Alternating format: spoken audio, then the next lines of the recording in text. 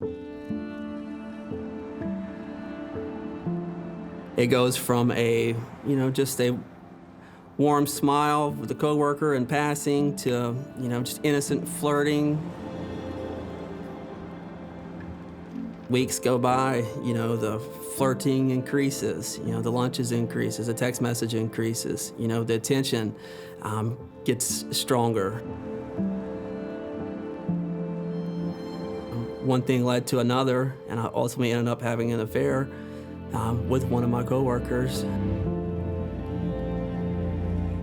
It was an easy trap to fall into, and I stepped right into it. It went on for, months, deleting text messages or lying about where I was at, just trying my best to cover up the tracks.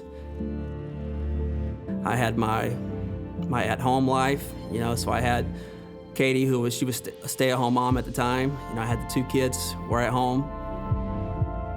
But at work, I was very successful, senior management, so I got a lot of attention. But like most things that happen in the dark, sooner or later it comes to light. So it was a matter of time. I think Katie was uploading or downloading some pictures on my phone and kind of went through and saw some messages that I thought was deleted. And needless to say, the house of cards fell. I was certainly angry. One of the things he always used to say to me was, I'm a grown man, I can do what I want.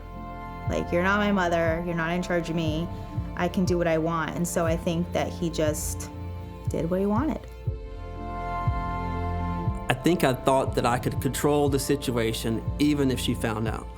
If she found out, I thought that I could talk my way out of that situation.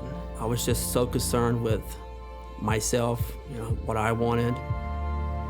When her and the kids left and I realized that things were never going to be the same, I think for me personally, that's when I really hit rock bottom. And I remember taking the divorce papers to him at work to sign. Like, I just wanted it to be done with. You've lost your wife, you've lost your kids. Everyone knows how you treated your family that you loved, that loved you. After many small steps in the wrong direction, I found myself alone in one of the darkest times of my life.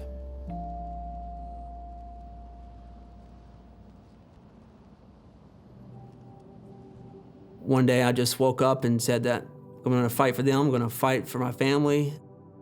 So I just told her I was able and willing to do whatever it takes to try to repair the damage that had been done, but it was a pretty lonely period.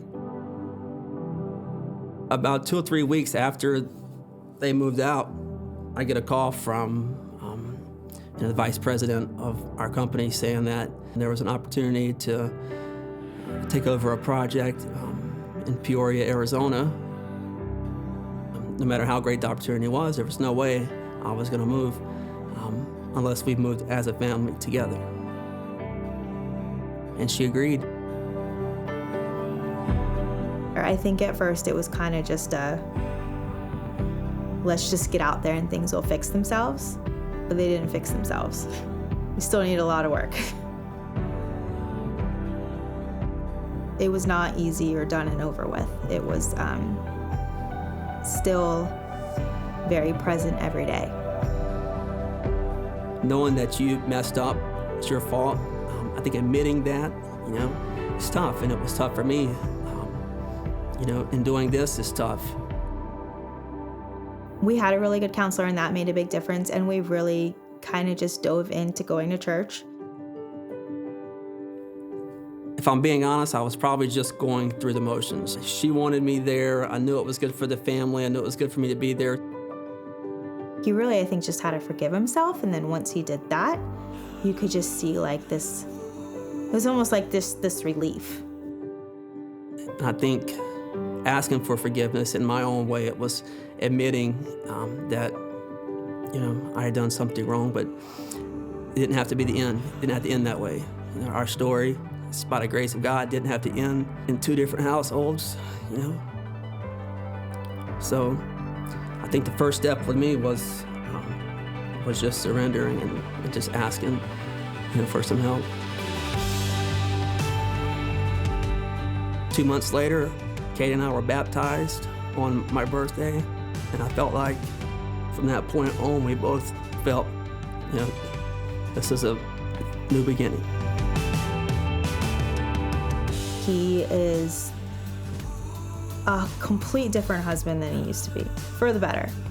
He does extra without me having to ask. He's super considerate, like just all the things that he never did before. He does now. There's still daily battles, daily struggles, but I think looking back, and I think Katie would tell you the same thing, going through what we went through has no doubt brought us closer to our Heavenly Father, but it's also brought us extremely close as a couple. So my advice would be,